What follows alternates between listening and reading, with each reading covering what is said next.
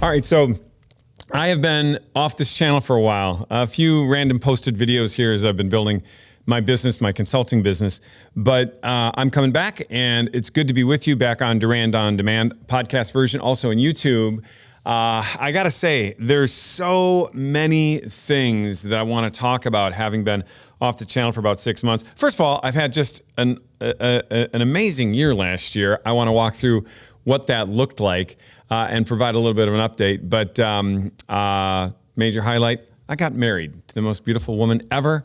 And she's just tremendously supportive in what we do and a great partner in life.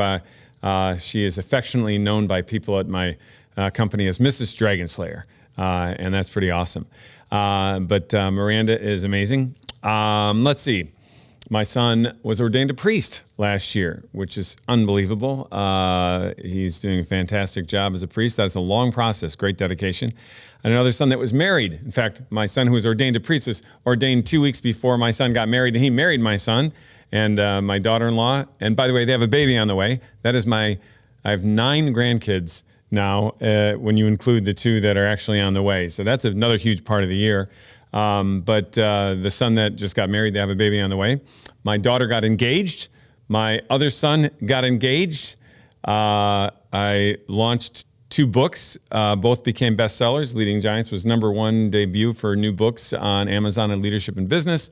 And I have a book for those of you who are Catholic and you follow me as a Catholic called The Fountain of Youth. The only real true way to stay young forever is confession. And that book would be, if it was running through those channels, but it doesn't run through those channels, would have been on the New York Times, I think, every week for the 12 weeks that it came out. So that's in a movement called 12 Men, where I encourage men to take their families to confession. For those of you that are not Catholic, that might be not as relevant of an update, but part of my life.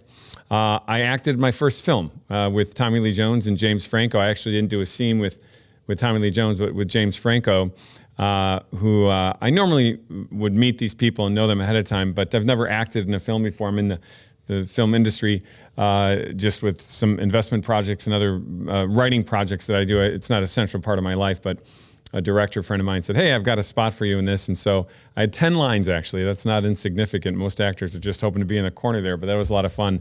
So the first thing that I ever did in a Hollywood film was to pull up as a police officer and give James Franco a hard time for sitting on a bridge where he is not supposed to be. So, Stephen, you maybe show some pictures of these in B-roll. So it was kind of a crazy year. Things are settling a little bit now as the business is launched. By the way, I also sold one of my other companies for not a small amount. That went well. Too. So it was a pretty busy year. So I had to take a little bit of time away. It was after the wedding. I went on my honeymoon. I came back and I decided that I just needed to settle in and get some work done.